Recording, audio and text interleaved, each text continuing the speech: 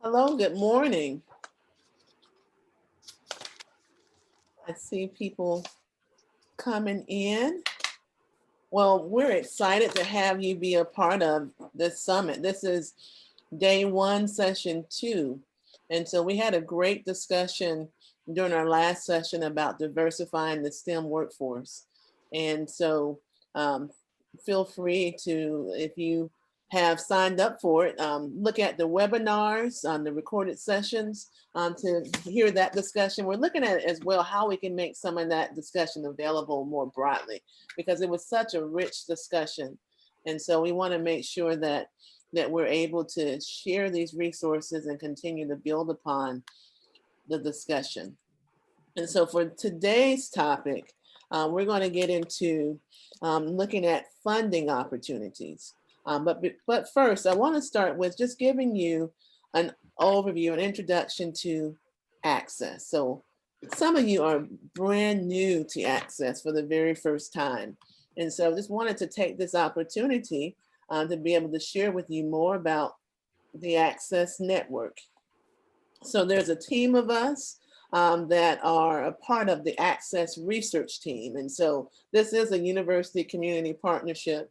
And so myself, along with two of my colleagues from the College of Science and Engineering at Texas State University are, I'm the principal investigator. They serve as co-principal investigators as part of this grant project.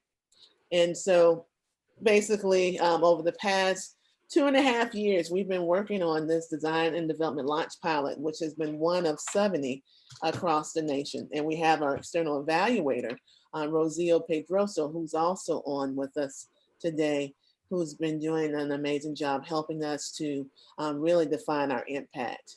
We also have our nonprofit board, and our nonprofit board consists of faculty members. We also have Dr. Kara Ryan, that's a part of our board. Really appreciate her connecting us to the workforce development board and resources here in the region. We also have Dr. Brett Lee.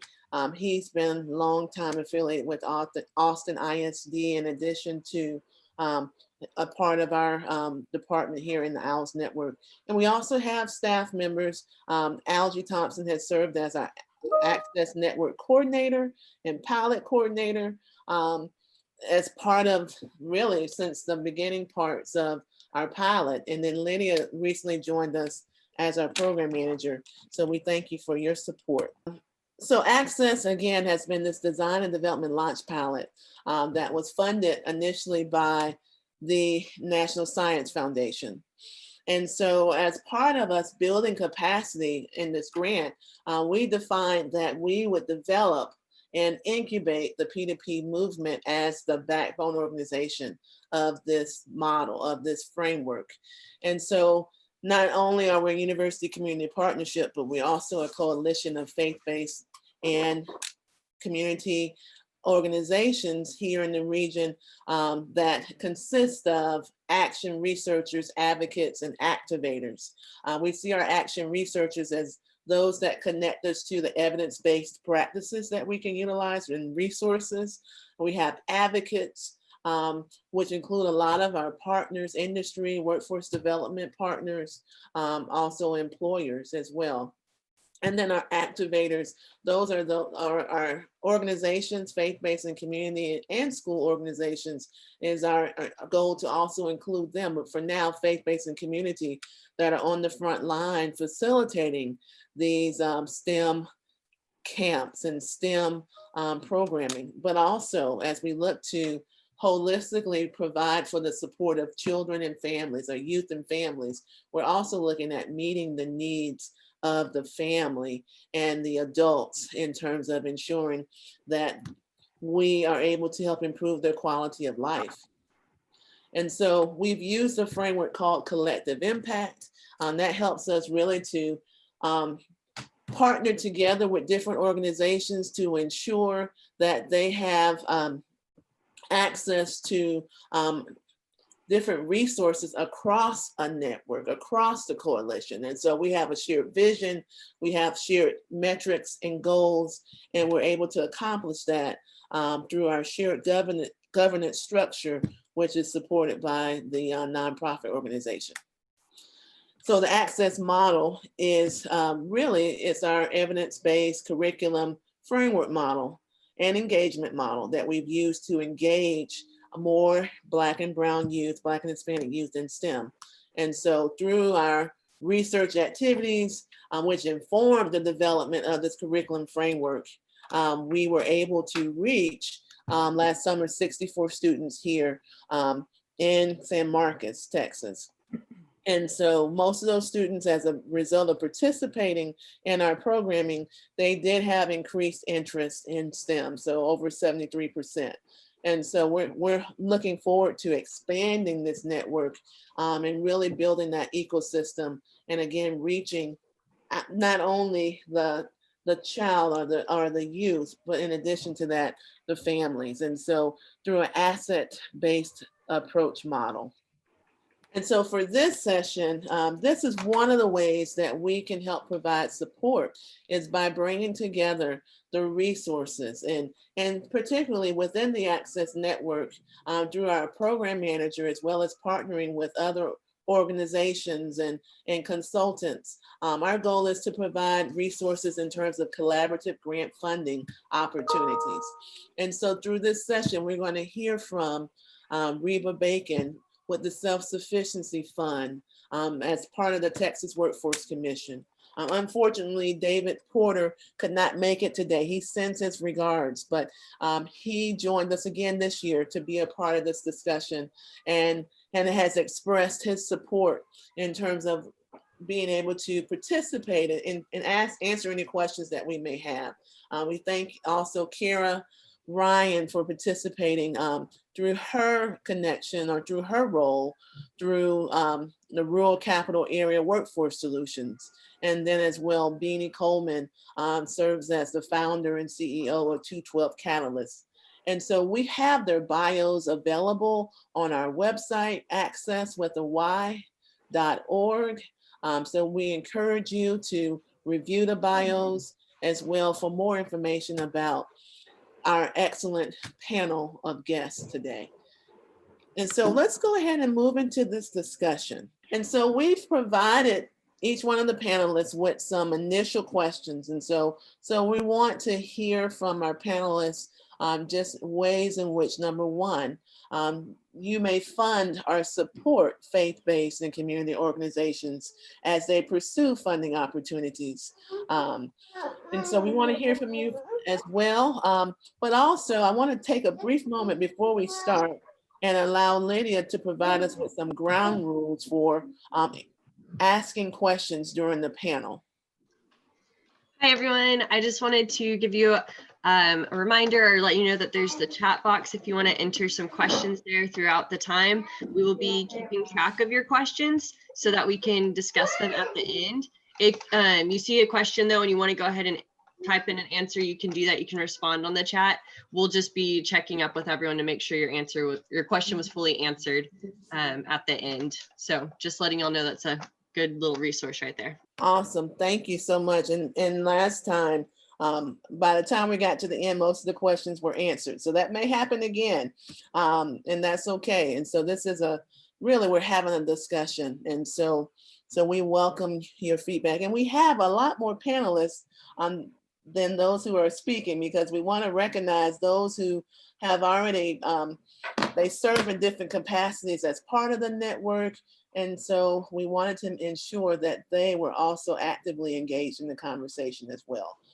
So that's the reason for adding additional panelists. So let's get started. Reba, would you like to go first in terms of describing how does your organization fund or support faith-based and community organizations? Thank you, and welcome to all the other panelists that share the platform with me this morning or this afternoon, and the guests. So at the Texas Workforce Commission, we have a program called the Self-Sufficiency Fund grant program that provides a support for community-based organizations that are 501c3. These organizations, the program is designed to offer training opportunities for individuals that are either adult recipients of TANF, which is our temporary assistance for needy families, or individuals that are recipients of our SNAP program with children, individuals that are earning less than $37,000 annually with a dependent child, whether the child lives in the home with them or not. So mostly it's for parents that have dependents that are trying to develop a way to better themselves. So we have that grant program available for them to provide a training in a fast track manner for them to get a training and an industry recognized certification at the end of that grant program, which is a 12-month term. Thank you for sharing that information. And I'm sure as we go on that people may have more questions about that as well. So Kara, would you like to share? So I'm Kara DiMattina Ryan. I'm with Workforce Solutions Rural Capital Area. So we're the workforce board that serves the 9 counties that surround Travis County. We kind of form a donut around Travis. And with that, we serve pretty much all job seekers. If you are looking for a job in our region or in the general region of Central Texas, we definitely welcome you to come into our offices. Everyone who comes in can use our internet, get basic job seeker support like resume writing, different resources to help you kind of refresh your skills in across the board. Maybe it's just reminders, refreshers on how to interview. In some cases you might need a little bit more depth. We have those available. And if you qualify, what we'll do is we'll also give you a case manager and help you walk through different programs that might help you. If you qualify, we will be able to pay for training and other potential resources. We're the organization that helps distribute your SNAP and TANF resources, if you're not familiar with that. And that's essentially it's the new way that we refer to food stamps and other family services. If you qualify, you might also be able to receive funds for childcare as well. So we highly encourage everyone to come in and figure out if they can benefit from these resources, because we want to see everyone do well and navigate their way out of this pandemic in a safe and healthy way, and with as much stability as possible. We understand how chaotic it is. With that in mind, we work, the Self-Sufficiency Fund is one of our grants that we work with the Texas Workforce Commission on, and it's one of our best ways that we can work directly with a faith-based community organization. I would have to go back to Reba and ask a whole bunch of technical questions to make sure I'm not misrepresenting the grant. I think the Workforce Board has to be the grantee, or can the community? No, the nonprofit can be. We just help to qualify. Yes, this grant is usually designed for community-based organizations, nonprofits, 501c3. Community colleges as well as technical community colleges can apply for the grant, but we usually try to make sure the nonprofit we try to encourage that because of the fact of the support services that is required in the grant as one of the requirements to be successful. Absolutely. So it's a partnership to build in. We do ask that the Workforce Solutions offices work closely engage into the development of the grant. That is correct. Yeah. And thank you for that, because I know I'm relatively new to the Workforce Board and I haven't gotten to work on this particular grant yet, but we are looking forward to doing this more, and we know more now than ever it's relevant and can be a really great asset to supporting our communities. So I look forward to working more with Reba and our community partners on what our role should be and how we can support our community-based, our faith-based community organizations. There are also potentially other opportunities as we navigate exactly what the needs are of your population. So that's always something to reach out to us directly about as your local workforce board. If you know that you have 10 people that could really be served extremely well through any kind of specific training program or whatever it is, it's a worthwhile conversation for us to have, because if you were on our last conversation, you heard that in different cases we can bring training to a location, or we can enhance potentially with internet access at a location, so that we can get everyone into our programs and getting access to what they need to be successful. So so we're just always looking to continue the conversation, really. So we're going to turn it over to Beanie. If you could share how you support faith-based and community organizations. Yes, thank you. So I have a nonprofit consulting company now that I've started in 2018 and got going in 19 as I left Austin ISD for what I think is the last time. So it's called 212 Catalysts. And basically I walk alongside nonprofits and organizations in getting the funding. And usually I end up backing up a little bit into strategy. Lots of people come to me because they want funding and they've heard I can help in some kind of way. But without the proper strategy and then messaging and plugging that in properly, it'll diminish people's chances for getting a grant. So usually in some form, I'm helping to form strategy and define that and message it into whatever funding applications. I walk alongside to the extent that people need me to, or organizations need me to. So for some, I help write grants. Some, when they get the grants, I help make sure that we manage the funding well. I can assist with advisement or direct and I say me and my team can assist with advisement or direct operational support, actually helping. Often there's transition in organizations, large and small. I work with anything from a startup getting their first grant to large systems like Austin Independent School District and state agencies, which those are usually specific projects that I may help with.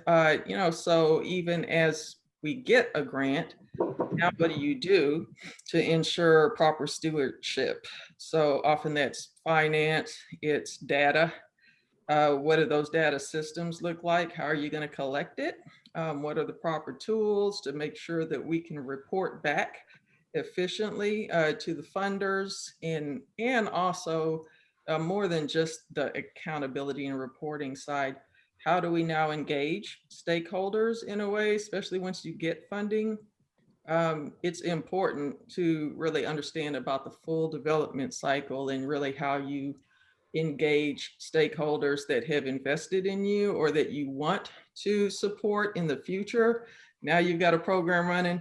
Let's get them out. Let's get them seeing it. Let's get them excited about it so that we can tee that up for the future in order to really work towards sustainability, which is sort of that last piece that every funding application asks, and people almost often fill that out like, if I didn't need the money, I wouldn't be applying for the grant. How do they think I'm going to sustain this? Well, there are ways to sustain things, and that can look different. It doesn't always have to look like just more funding. I also really get people think about resourcing, not just funding.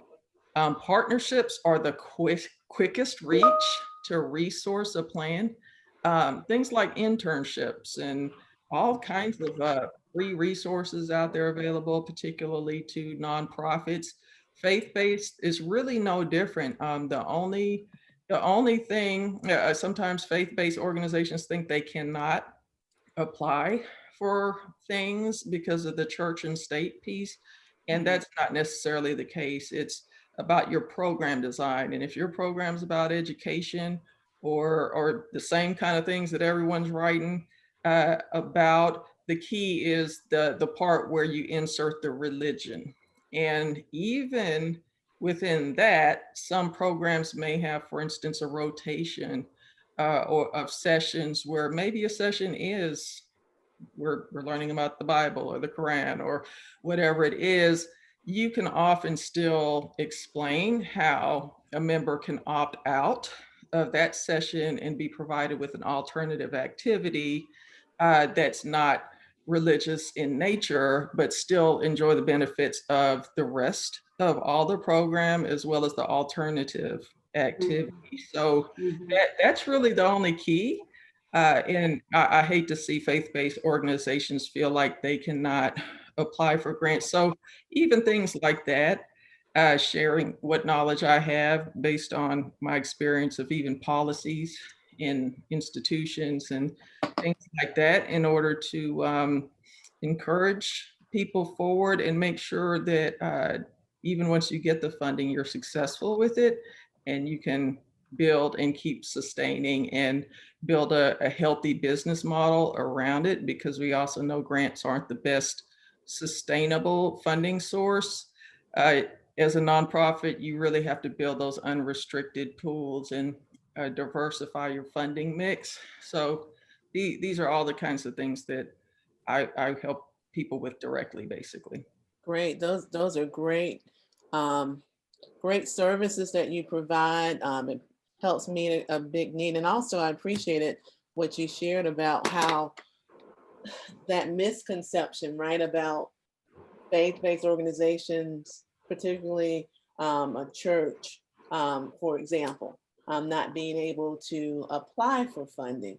And so definitely being able to help with the messaging and how do we communicate. That came up during our last session, actually. So this is definitely in alignment with our discussion. So thank you for sharing that. And so in terms of, you've shared about how you provide funding or support. Are there some other opportunities that you may be aware of based on the networks that you're in that you think would be beneficial for this audience to know about? What other, particularly for faith-based and community organizations, and I know in Texas that there are some initiatives at the state level that focus on providing resources and contracting opportunities for faith-based and community organizations as well through the One Star Foundation, but there may be other opportunities that you may be aware of. I can chime in. Yes, I mean, of course, there's all types. So you've got state, federal grants, local government grants, cities, counties, depending on what your local school districts or workforce boards or groups like that have going on. Often, I don't consider them funders, but sometimes they get larger grants for which they will need to partner or contract. So in that case, they kind of become like an intermediary funder, right? So just back to the partnerships piece, you know, do never underestimate the value of your partnerships to go on and slide in and maybe not even have to take on the administrative burden of the direct reporting and administration of a state, even local. As a matter of fact, some of our local government is, I'm not going to tell on anybody in particular, but they are, it's stringent. So think first even about whether you want to be the direct applicant or partner with another group that might, for one, have a longer track record, a better chance of getting it. And therefore, and now you just do your piece and you invoice and you get paid, and life is much nicer than if you have to do all the reporting. And then, of course, there's private foundations. If you're going to go that route, you should really look for local ones that support your geography.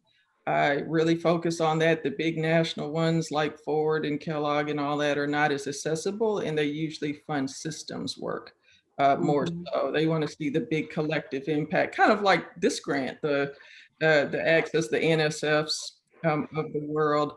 usually you have to be more on the systemic level. So look for those local funders that align with your mission in your program, what you're trying to do. There's not a, unless someone inside is waving you in, probably not a lot of uh, time well spent writing grants to groups where you're misaligned and they're not saying that this is what we fund. I've definitely learned the hard way of all these different lessons. And then think about, depending on what you're doing, sponsorships. If you're in STEM, like corporations can be your best friend. Often they fund easier than any other grant maker. Often those funds are less restricted in nature in terms of all their reporting and accounting. Sometimes they just give it to you. So think about chunks of, you know, $5, $10, $15,000 potentially from tech companies that are investing left and right in initiatives like yours and any other kind of major donor. I mean, if you're within a church, you've already got kind of a base there potentially, not to conflict with other fundraising efforts, but you know, just I think there's ways to be resourced, partnerships with universities that provide interns, research interns that help you with your data, interns that can help with capacity building. There's AmeriCorps, Vista programs that give you interns for a year to help with capacity building. Some funders like to fund capacity building. You really want to have conversations with as many as will allow you to access them. Some funders will talk to you, you know, so it can come from all directions. Kara and Reba, what are some other ways, perhaps even through your agencies? I know that you're representing different, you have the self-sufficiency fund and there's other opportunities, but what are some other resources that you may not have mentioned yet that could be helpful? I'll start, and it's just, I would say that we're one of your big partners. I mean, we're one of those people who will look to contract with you and potentially be able to pay you for some of the for the resources that you provide. And obviously that would all have to be worked out in detail. I don't have any contracts in front of me right now, but we would discuss how we because we have limited resources to get workforce programs out into our 9 county communities. So we rely on partners to help us execute and do administrative pieces. And we do, we can at times pay for those services to make sure that they're getting out into the community. There are other broad nonprofit type organizations, and we do work a lot more on that workforce side as Reba and I. But that would be like the Texas Rural Funders is a good one that's a little more broad. So is the, the St. David's Network is a foundation, also does a lot of capacity building and equity. There is, I feel like I'm missing. I think there's the Pioneer Foundation, which again is a lot of it's based. They want to essentially increase access to workforce education in rural areas. There's a lot out there, and but I would say the first thing is, I mean, if you are looking for a workforce opportunity, please come to us first. I will agree, because at the commission, that's what we would do. We would direct you back down to the local workforce solution offices that can better serve you. They have local funding also to assist within the office that is not directly related to our commission of grants. And so they have more of a plethora of things that they can assist you with and how to get you there. We have some leveraging on the commission level, but we always like to start you back with the local workforce solutions office. and we're always going to go and check in with Reba or whoever her counterpart is that's most appropriate at TWC to really make sure we're aligned, because we don't want to go back and suggest something and find out that it doesn't really align with what they're doing. So we do coordinate a lot. That is part of the way we work together. Yes. And so what would be, let's talk about some practical solutions for these organizations and to consider. And so in terms of a faith-based organization or a community organization that is submitting a grant application, or you mentioned, Kara, as well, a contract potentially for you to consider. What are some things that you would be looking for? So capacity building is what you're talking about. And so I mentioned in the intro how through ACCESS Network, we're looking to build capacity of organizations. And so we want to help with that capacity building by making these connections with partners such as yourselves, as well as Beanie is a part of this network. In terms of us, we're looking to contract with Beanie to help us build capacity and provide funding for members of the network. But so that's collectively us working together and being able to increase our collective impact together. But as individual funders, so there's the collective model, and we know that there's strength in that, but as individual funders come to you, what are some things that you look for? What are some measures of success that could help organizations that would want to be funded or considered for an opportunity? And so not your United Way, these are not your United Way organizations are. No, and we're not necessarily looking for the United Way to come to us. And we hope that we never come off as you guys needing to partner or being as big as the United Way to work with us. We represent rural capital area. We have some urban-like areas in San Marcos and Round Rock, but realistically, most of our communities are rural.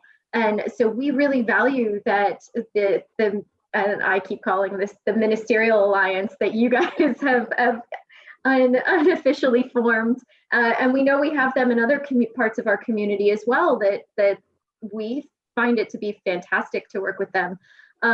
Part of our issue can be that we have focused on really hiring case managers to help us enroll people into programs. What that doesn't help us with, they have a high volume of people that they're serving on an everyday basis. So when we get an extra grant that might come down the pipeline, being able to support someone on a more regular basis to make sure that they stay in an online class could be a really great administrative role that we just don't have the capacity to be able to manage as well as we would like to. So being able to, if you are able to support your congregation in some capacity, identify some job seekers who can come into your facility and use a computer and help them really do that regularly, that would be an administrative capacity that would do wonders for getting people through training, get them upskilled and more qualified for opportunities, for workforce opportunities. And that's one example, but really helping us to identify job seekers who you feel like are ready to go into work, have a stable situation that we can kind of work together to provide wraparound services for, so that we can get them on a path to success. That's always our goal. So, and sometimes it just is us talking about what that can look like. But we are government funded, so we do come with a lot of restrictions.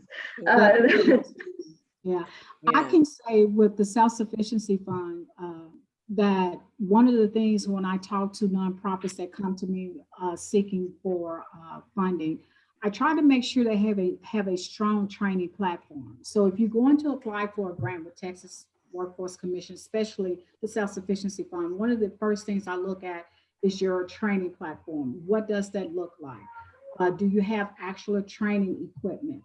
You have nonprofits that come to us that are really startups. They're looking for startup funding, but our grants are not startup funding. Our grants are training funding grants. So we're specific, it's detail specific for training. And so sometimes I have to turn them away and not really turn them away, but guide them on another path to seek that startup funding and then come back to us a year later.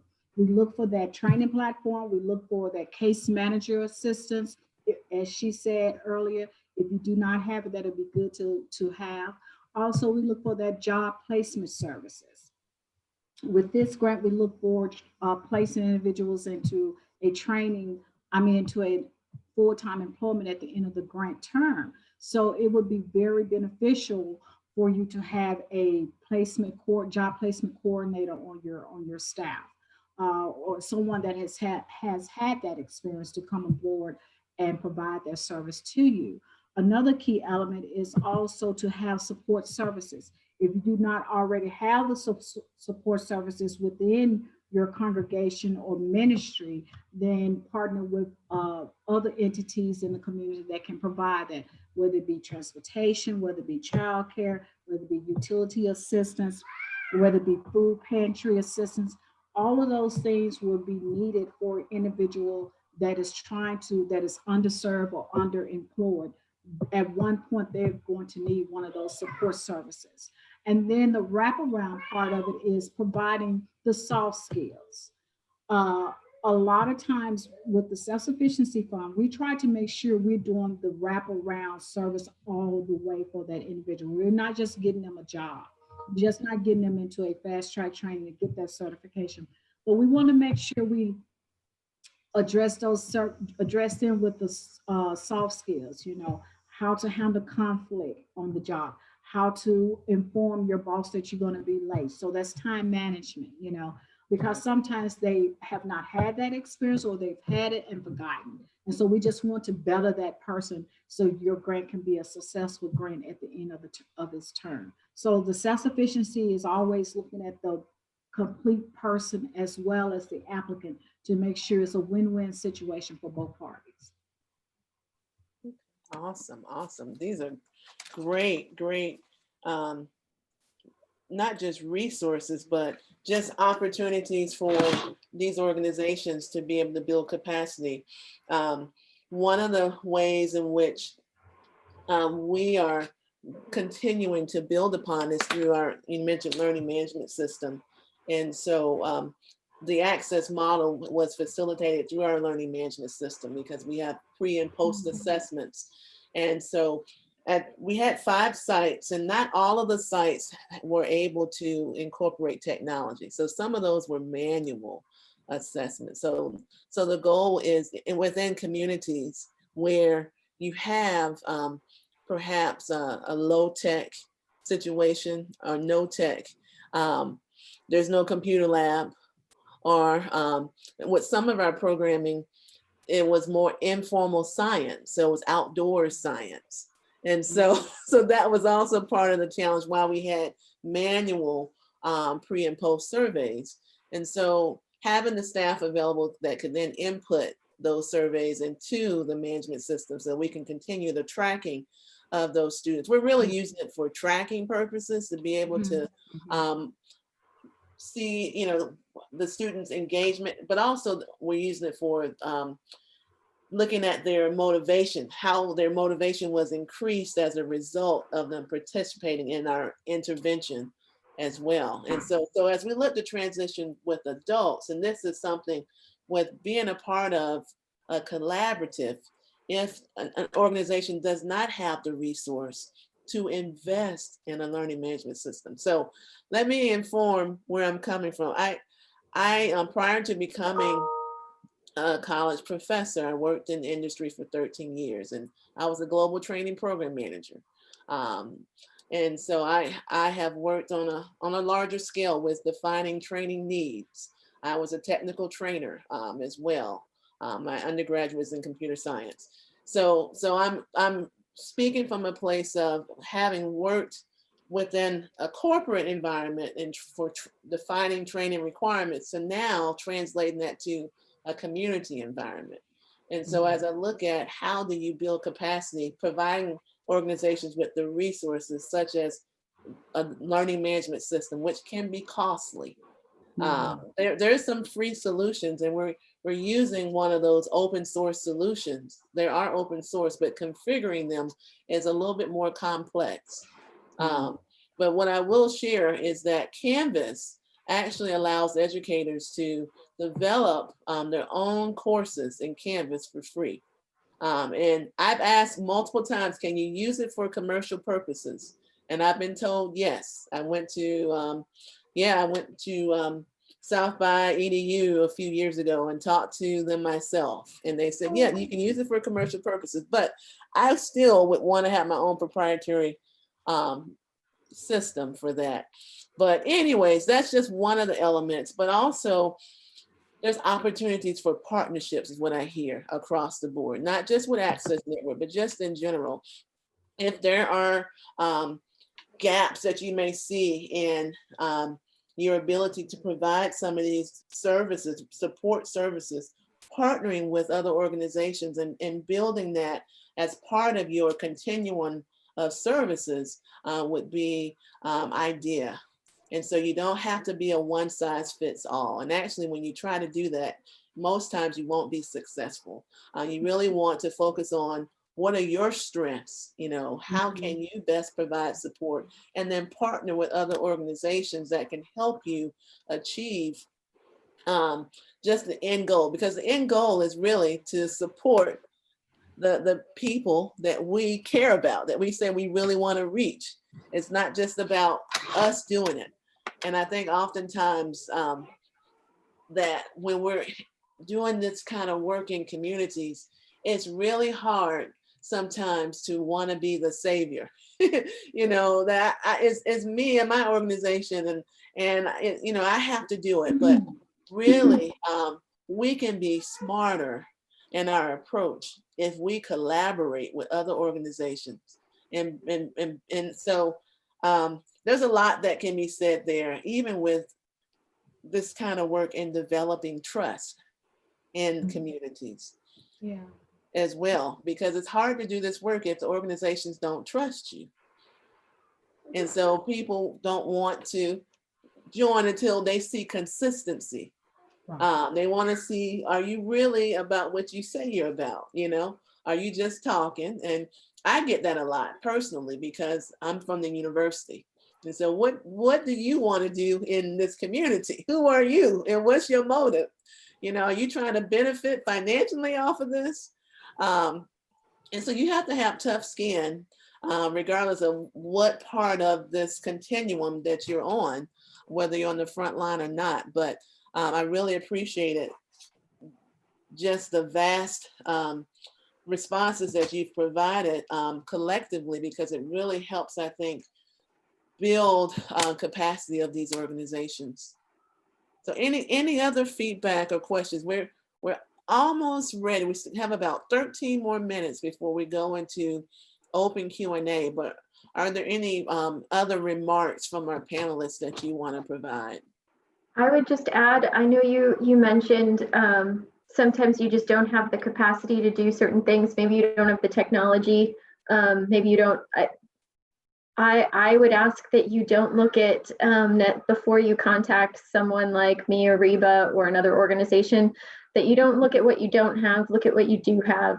Look at, because I can't bring necessarily the computers to your office, but I can partner with Austin Community College to bring those computers to your office. So we can look at other ways to get to creative solutions. So it's just about talking things through. Look at what we do have and talk it, and then just be prepared for conversations. It might not happen as fast as we all want it to be. Unfortunately, I probably shouldn't say this on a recording, but it's government. We can take a little bit of a pause, but we are working. We all really do have a passion for serving communities as well. And we all have to build trust in working together too. But we all have our hearts in the right place. I would kind of chime in, just, when you're looking for funding, really, I know it's hard, like we get excited and ambitious, but just asking selves, or if you're talking to people who want funds and are talking about grants, are you ready first? Are you ready really to do grants, the big ones, because there are little ones too. There every now and then the city or one of these even larger institutions will run maybe like a mini grants thing. And the whole purpose of those is to make it easier for maybe the smaller nonprofits to get some money. We're a little bit long way, like get a little $2,500 for technology, get some money for training or to pay for this thing. So, look for those and ask yourself, and not to do, selfish plugs, but I created a grant writing course. It's on Udemy. It's 39 minutes. Right now, I found out today it's on sale for $12.99. And Nice. so, okay, discount. Like, how did I? Okay, it's $12.99 right now for like Yeah. the next 4 hours or 3 hours. Like I guess they do that automatically. It's normally 45 though. It's cheap. I remember spending thousands of dollars on grant writing workshops and all. They were going to share how you're going to get all this money. I really think, you could start with that course. It's intentionally low cost and it gives you, like, walks you through from prospecting to then all the elements that you need to write a successful grant or write successful grants. And then a little bit of how, if you get it, what to be looking to do and all of that. And options to grants. I touch on that a little bit. Other forms of fundraising or resourcing, like partnerships. And the reason I created that one first is because it's the request I get the most. Everyone says, I need some grants. You can help me get some grants. I'm like, it is not as easy as the people that want to market it to you try to make it seem like all you got to do is just claim. There's billions that are unspent, and all you got to do is claim it. I really had a passion to save people the time, money, hope, heartbreak, waiting for disappointment that I have gone through over like 30 years or so, and make it easy and low cost for you to first just even see. And you'll see by the time you finish that 39 minutes, wow, I need a 990. I need my financial systems. I actually just need to start an organization first. I need my 501c3. I need 2 to 3 years probably of working history first before I'm ready to present myself for grants to people. So I got to show people I did a lot with a little bit first, and then they start to look at credibility and your resume and all of those other things. So just I think start with assessing your own readiness. And then, some of you may already know we're an institution. We've been doing this for a while.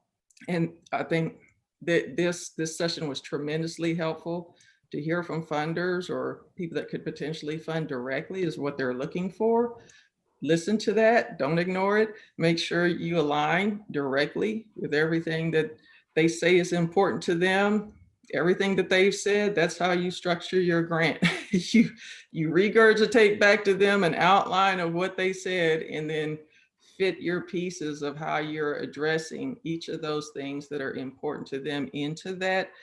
So there's next level and next level kinds of things, but I think many, as everyone shared right here, get approached by lots of people who aren't quite really ready, and that I won't necessarily just accept a client just because they want me to work for them, even if they have money, if I know you're not going to get grants, but here's some steps first. So I encourage it, whether it's that course that you want to look up or anything else. I have a resources page that I'm putting stuff up there, templates, budget templates, where to get grants for women, other grant databases, things like that, that I found, how to get your nonprofit 501c3. Here's the link to the IRS, this and that, you know, the application process.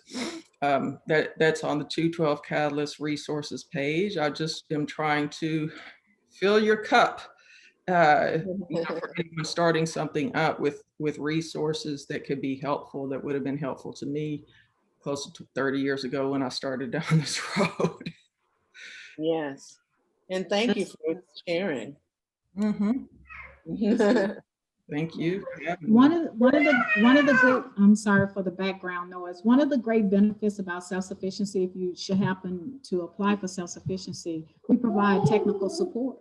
So you get the privilege of having me to do preliminary review of your grant and your budget and guide you through that. If you are not able to have someone as intelligent and smart as Ms. Coleman to assist you, then we're there to assist you through it. Some grants do not have that technical support. They do not provide it. They just take your application, as she said, and you're on your own. But we will work with you to, as you submit your grants, whether it be self-sufficiency, small business grant, skill development fund grant, which is for big businesses. I also want to share with you another resource that just came across the airways the other day. Approximately about $2.4 million of the CARES fund money was dispersed to Harris County to provide back to work program. And so money is available for the Harris County, and that's Houston area, back to work program. And so I think it was Commissioner Rodney Ellis that is part of making sure that it's being there for the Harris County. And so if you're living in the Harris County, you may want to look into that and see how you can go about utilizing. They have different training available through different nonprofits. And this is where the partnership comes in that we've all been speaking of. They include the Alliance of Community Assistance Ministries, Goodwill, Lone Star College, Sir Jobs. Those entities in that area are going to be doing different training. Some of them will be doing construction, some will be doing IT, coding, maintenance, apartment maintenance, and stuff like that. So if you're in the Harris County, that's a plug for you to look into if you're not able to apply for the Self-Sufficiency Fund Grant Program at this time. And so you've provided me with some resources, and so we're going to make sure that the slide deck that you provided is a part of the workbook, and as well as the link to 212 Catalyst, Beanie Coleman's Udemy course as well. And then there's also a list of services, a flyer that Kara has provided. I think that was for this session, Kara. It's going to be in the workbook out of the way. So it'll be a part of the workbook, so you'll know about more of the services as well. Just to add with the flyer that I gave, we can actually print those and give you a stack if that was something you wanted to hang out. If you wanted to pass out to anyone who would find value of it. It's essentially the list of services we provide at our centers, at our one-stop. So someone can make an appointment at the moment because of the pandemic to receive a lot of different job services. So if you do have a community you want to pass that out to, it's a little less about on the grant side, but that for the grants you would contact me directly and we could work through that. Awesome. And so before we transition to Q&A, again, just wanted to, at the start, I talked about how through the ACCESS Network, we are working to build capacity of organizations. And so currently, as part of our network, we have faith-based organizations as well as community organizations that participated in our initial pilot. And so this is our third annual summit.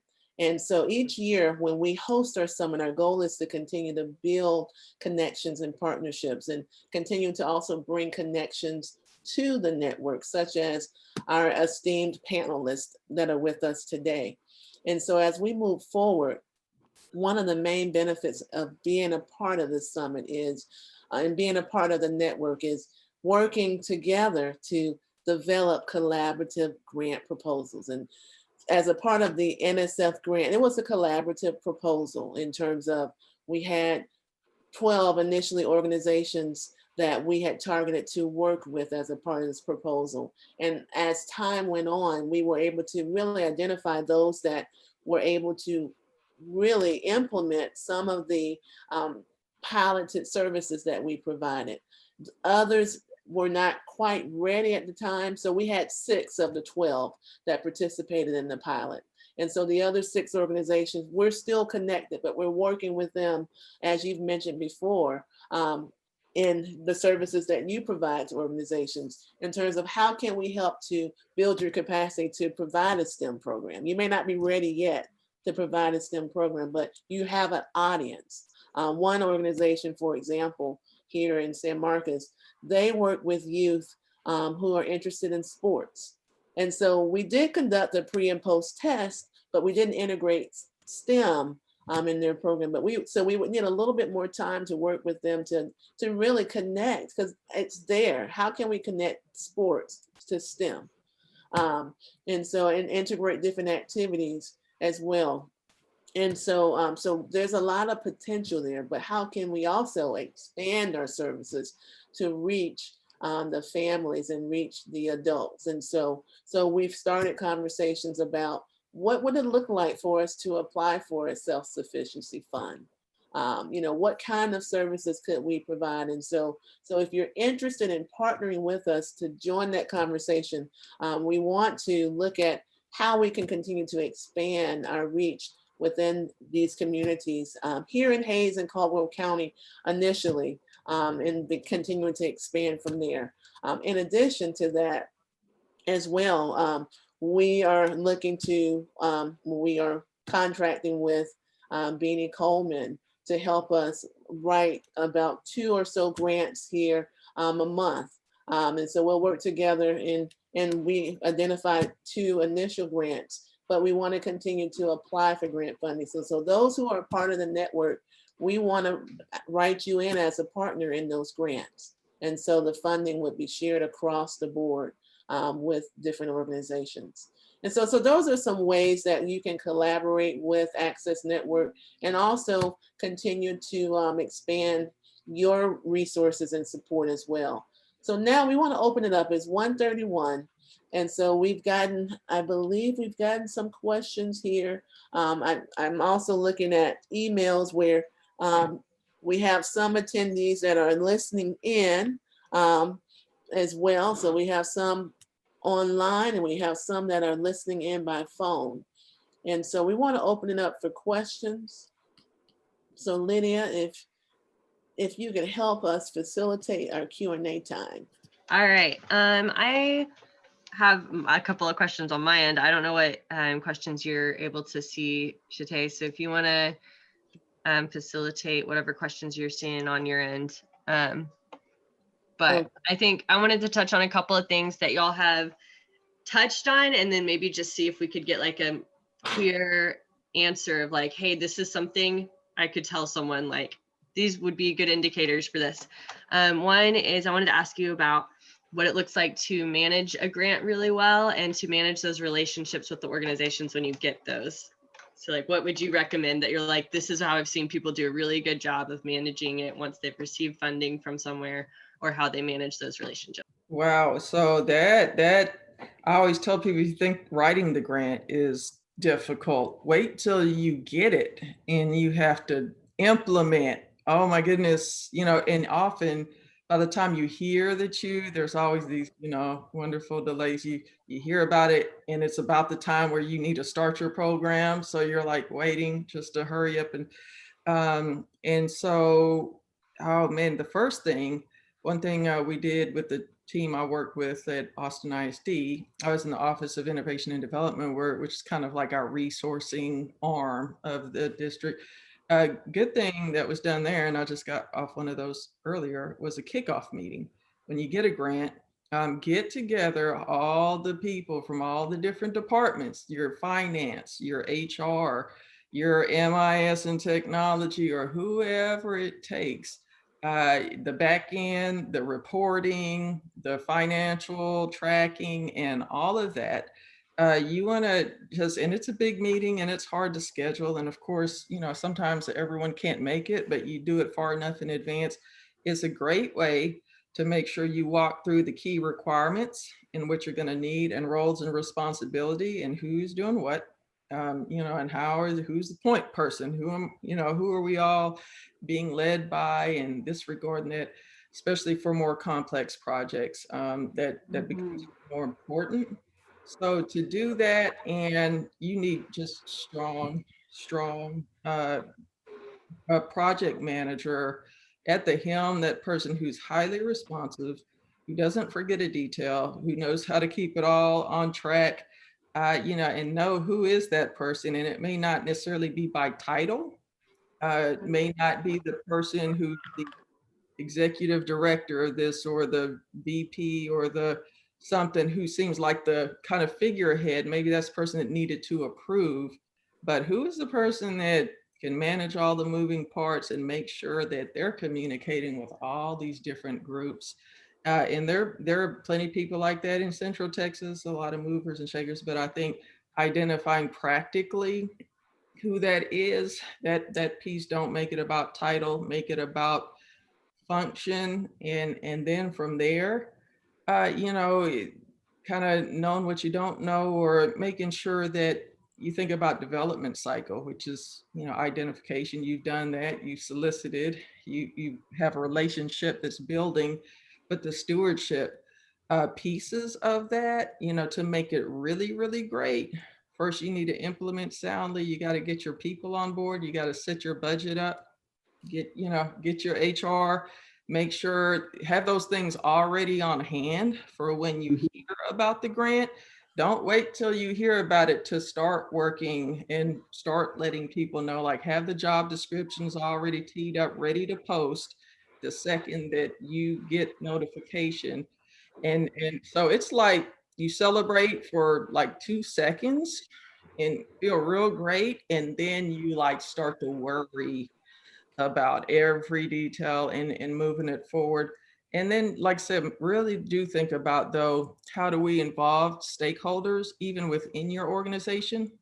Often there are stakeholders within your organization who are fine that you got it, but they don't know that much, but you're going to need their buy-in in the future in order to think about sustainability, you know, what can we even internalize into our own systems and all of that. So make sure that you're the higher ups and the board of directors or trustees or whatever kind of, you know, governance structure, make sure they are involved and kind of feel the magic. And if you're going to need elected officials or, you know, all the right people, be strategic about how you then weave people and engage them into the implementation. Don't forget that part. Don't get just lost in just running a program, because what happens at the end of a grant is, you know, it's coming because you knew how long the grant was, but that last year everyone starts, you know, crying wolf, like, oh my God, we're going to lose this funding.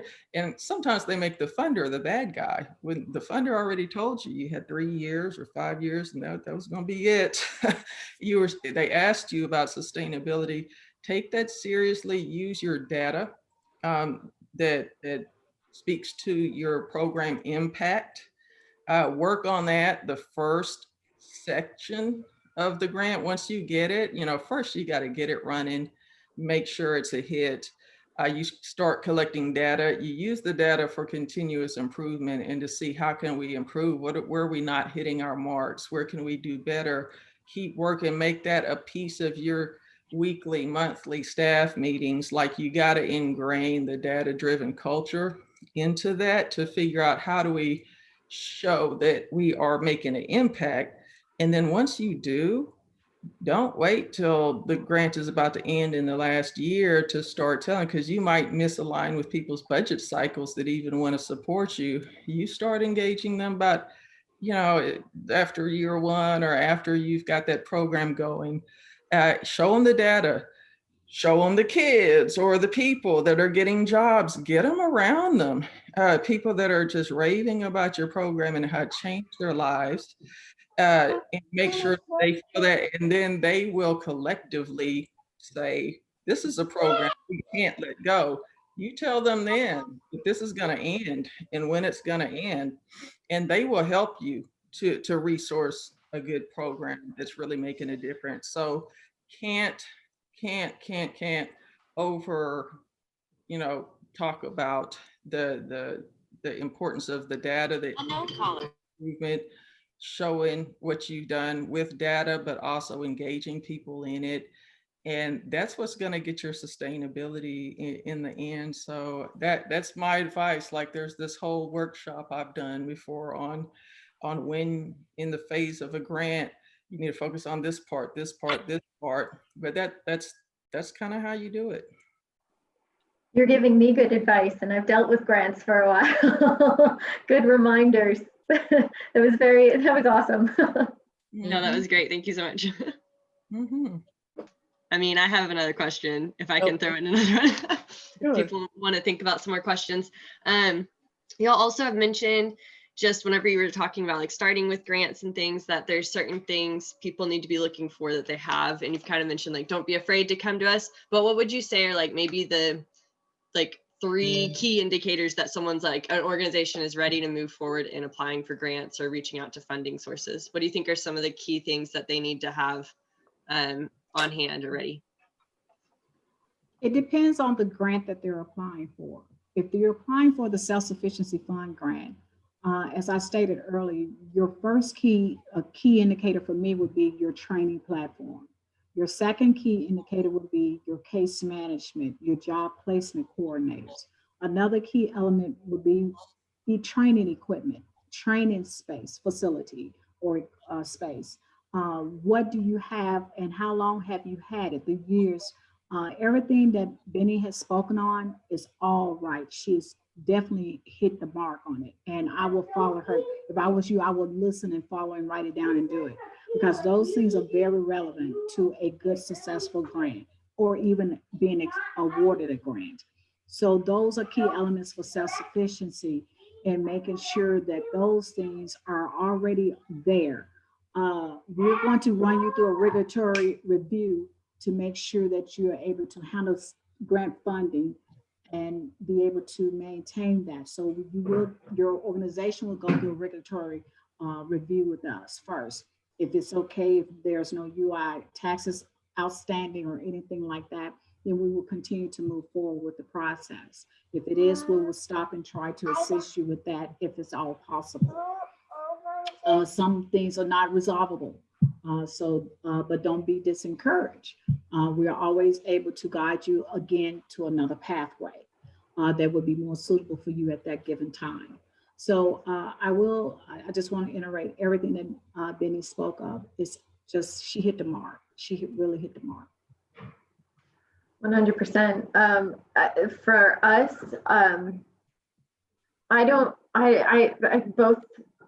both of them have covered all of the bases really. For the conversations with your workforce board, we can have earlier conversations, meaning we might not have to get to, if you're comfortable with having these conversations about how to establish some of that infrastructure that Reba is discussing, we might be able to help you. It'll be a longer lead time to earning that grant. We're not going to be able to maybe pull it off in a year, but maybe we can do it in 2 years in terms of scheduling out the community college, finding the location. But we do also have to say a lot of, I think this has happened on occasion, Benny already kind of spoke to it a little bit, is we've had people come to us and kind of expect that once they got the grant, it would just kind of all magically appear. And it doesn't. It's just when the work starts, be ready to have that admin person in place, get ready to document everything and celebrate all along the way. Because it's never just applying for the grant and it's just magically amazing. It's a lot of work. It's just the beginning. I would like to iterate one more thing. Don't be so excited about receiving the funds till you're not managing the funds correctly, because as she stated, we will come back at the end of the grant term And we're going to make sure you have done exactly what you stated you would do, because those are deliverables. It is a grant. It is a legal document. And so we have deliverables to meet. You have deliverables to meet. And so therefore, just like you want us to uphold our end, we're expecting you to uphold your end. With the self-sufficiency fund, there's 80% funding available for you once the grant has been awarded. 20% is reserved for closeout. That's the reconciliation phase of the grant, when they are going back to you and they're saying, okay, you stated to us on your grant application you're going to train 50 people or 150 people. Well, now we're at the end of that grant term. How many have you trained? And you say, oh, I've only trained 20, but I spent $300,000 of the funding. Then you're kind of upside down. Think of it like an automobile loan. You can easily get upside down into that. So you have to be cautious. You have to have a budget or a finance manager looking at that funds, managing that funds all the way through, or a program manager that has that skill set to manage that fund. And all of that can be applied to your administrative costs. Salaries can be applied to the administrative costs with self-sufficiency. So if you have to hire those individuals, you can apply that. 10% of your administration costs is available through the self-sufficiency fund. So if you're training 50 people, your grant award can be $105,000. 10% of that is $10,500. So you have $10,000, $500 available for administration costs that you can apply to those salaries for those individuals that you're going to put in those positions. Then you have program services. That's where your training costs come in, your tuition costs, your books, your materials, your certification fees, your consumable supplies. All of that can be absorbed, as well as equipment, but it's 21%, is all inclusive of $2,100 per person, which is right now you say is a lot of money, but once you get started, it really isn't a lot of money, but you can do some good things with it or some bad things if you don't have the right manager to assist you with. I just saw that we have an anonymous question. Do you have any suggestions for resources for a physical space for a 501c3? Infrastructure tends to be difficult. I'm not going to lie.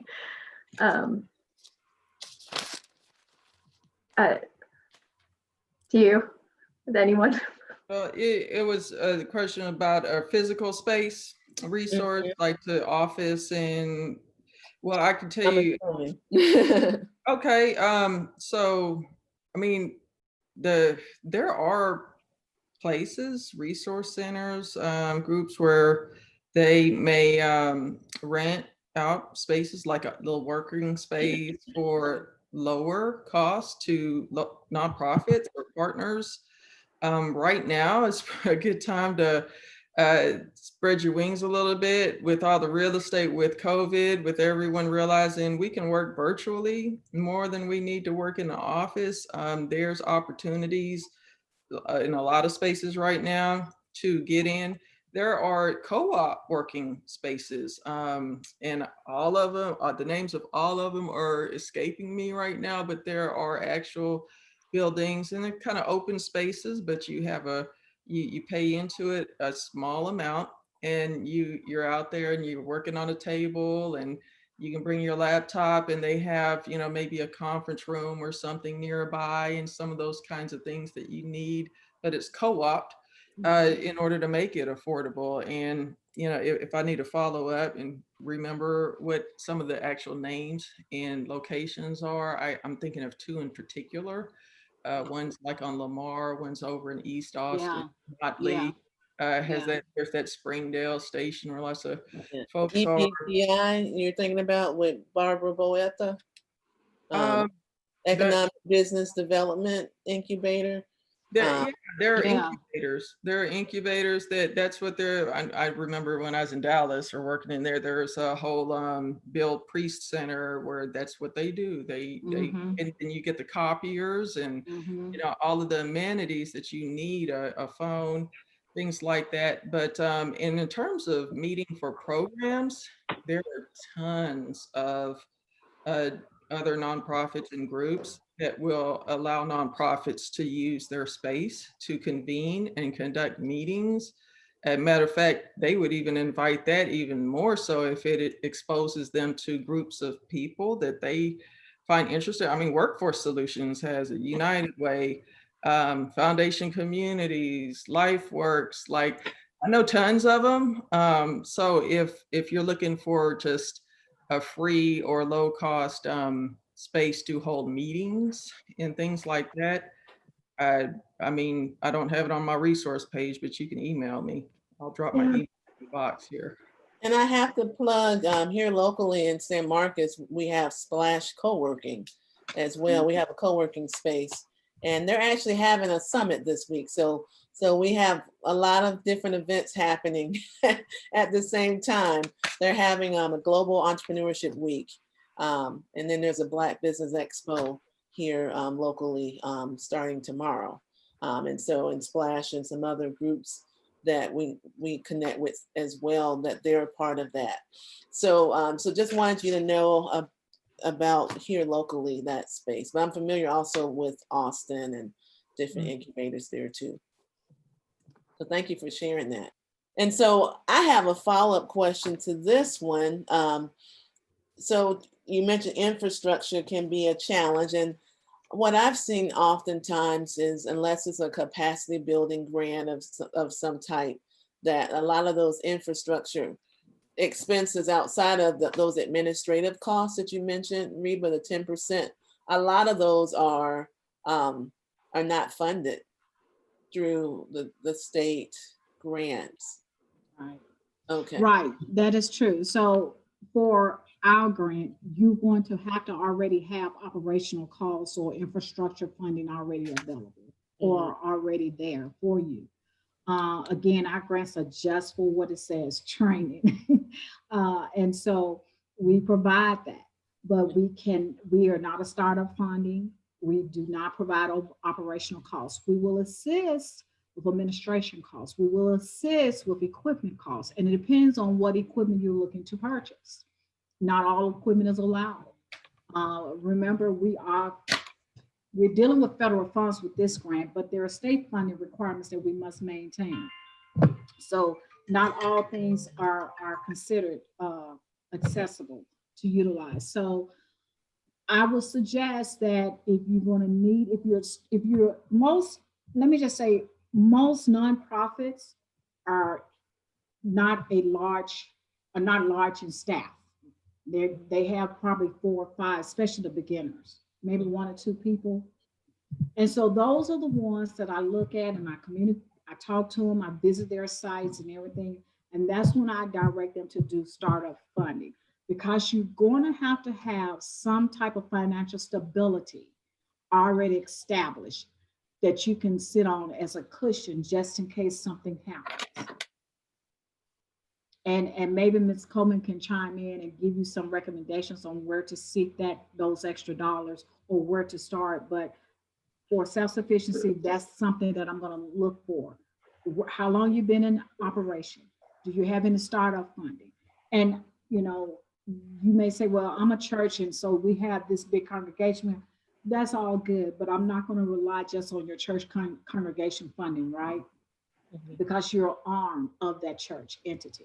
And so we want to look at what do your organization really have to really maintain this grant, even if you do not get the state funding or the federal funding that you're seeking.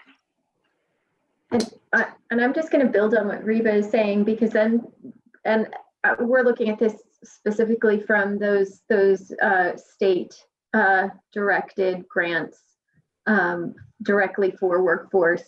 It might be that you're not quite ready to do this self-sufficiency fund, but if you come and talk to us, at your local workforce board, we might have some of those resources that like, if it's on, and I don't want to get too much into the bureaucracy of how all of the steps in the background works, but if we know that we can pay for training for certain things, you don't necessarily need a self-sufficiency fund. We just need you to help direct them to us, and we can do a lot of the work. And maybe there's just administrative partnering that we can do in the background and then we can work towards maybe a self-sufficiency fund down the line. So I would say, even if you don't see something work for you right off the bat, there might be an opportunity for us to build towards something in the future, as long as we continue to have the conversations. So we always welcome those conversations. You could hear all the crazy in my house. I'm sorry. No worries, I have it too. Yeah, because the one thing with the self-sufficiency fund grant, say for instance, you don't have the support services, then that's when we can partner in with the local workforce solutions office to provide that job readiness training or whatever supports vouchers for transportation or gas cars or what have you. They have a whole plethora of funding resources that we can tap into and utilize. I chime in. Yeah, I'll never stop saying partnerships, because, I think, for one, we got to check our motivations for being enamored by wanting a grant ourselves to get it directly. We want to get this money directly, because it is not a walk in the park. People who have managed and implemented grants would gladly partner with someone else who would be the applicant and fiscal agent, because that means I provide my services, sometimes based on a fee per hour or month or product. Like, I do this and we get this much. And you can even within those, you can build in your cost of doing business without breaking it all down and showing the sausage making between the line items and a budget and all that, because now you're a smaller entity and you're saying, for this, I can provide all of these things. And they just pay you when you do it for work performed. And then all you got to do is a simple contract. When you've done your work, you invoice, you get your money. That's easy. You can build in, again, your cost of doing business that in some case can help you start to build a little bit of a reserve. Fundraising is excruciatingly hard, especially for startups that people don't know. People aren't just going to donate left and right. The reality is you won't get a major funder, and usually, unless you know someone who there's a relationship and they're waving you in or they're writing you a check, no, it will be a slow, tedious process. One thing that I do and really encourage people to do is also find a line of work within your organization that produces earned revenue. Earned revenue. So for instance, my nonprofit, I'm a consultant. I offer a service, people pay for it at the hourly rate or monthly rate, and I give them the value. They feel good about it. They continue to pay me. I build in costs of doing business. In the startup year, I worked a whole nother contract personally and kept my salary very low to build a reserve. So I did double work in order to build, because I don't have the stomach to have cash flow issues. And when you have a government grant that's reimbursed on the back end, you need to have at least 3 months of reserve to support all of your working capital, all your payroll. You could get credit lines if you have credit and can finance. That is sometimes a good solution to work finance in a healthy way. That's what it's there for. It might help you with your working capital needs if you present your contracts that you have, if you've been awarded a grant or something to a bank or funding institution. They are likely to extend you some form of credit for you to work your working capital so you can pay your payroll and your bills while you're waiting for reimbursement. But they're only also going to be limited. So you have to play all those tricks of the trade for your startup funding, and just be ready and willing also to keep your costs in terms of you being paid. Be prepared to work. Don't quit your day job, and start this thing and build it through a process over time. Like I can't emphasize to you how many nonprofits and institutions I work with that have cash flow issues. They're all backwards with cash flow. It's not even uncommon. But that is so unhealthy. So Yeah. think about what might be earned revenue, like the Udemy course is not a lot, but over time, you know, it has a little trickle. There might be others in the future. They might be a little trickle. That money I can use for whatever I need to. So a lot of that stays in the bank and can support me launching now a project or a program where I'm gonna maybe need to front money while I'm waiting on a sponsor or a funder to pay out later. That's a great segue. We have reached the end of our time, but you mentioned how you, I forget momentarily the terminology you use, but how you continue to develop that earned revenue. And so one of the ways initially, when we were had initially planned the save the date for the summit, it was offered free, and my board cringed. They said, how are you going to earn that revenue? How are you going to begin to build value and begin to pay for some of the costs and expenses and stop donating personally to keep those things going? So one of the earned revenue ways through the summit is we have a workbook. We have the recordings available for a small value of $40, which will provide you with the opportunity to join the ACCESS Network, to become a member, to participate in. And as I've already mentioned, the value that you're getting for that $40, we're writing grants. We've contracted with Beanie. And so each month we're beginning to write grants, and you will be written into those grants as a member of the ACCESS Network. And then also continuing to look at other opportunities to expand and to move from here, and then also access to the recordings from the session. So thank you. I needed that terminology, earned revenue. And so I really appreciate all of you taking this time out. I recognize that all of us are juggling in this time that we have. And so thank you for taking time out of your busy schedules to be a part of this conversation. I think most all of you have provided your contact information. Feel free to connect with us and continue building upon your capacity to provide great services to the individuals and the families that you support in your communities. So thank you again. That concludes our summit for today, day one. So exciting. We've had two great discussions today. And so we'll start back up in the morning at 10 o'clock. We're going to be talking about action research. So we'll be sharing the research findings, and as well as we'll be talking about asset mapping and looking to continue to build upon the assets within our current map. So if you want to be a part of that, join us at 10 o'clock. Thanks again, and hopefully we'll talk to you soon. Thank you. All right, thank you so much.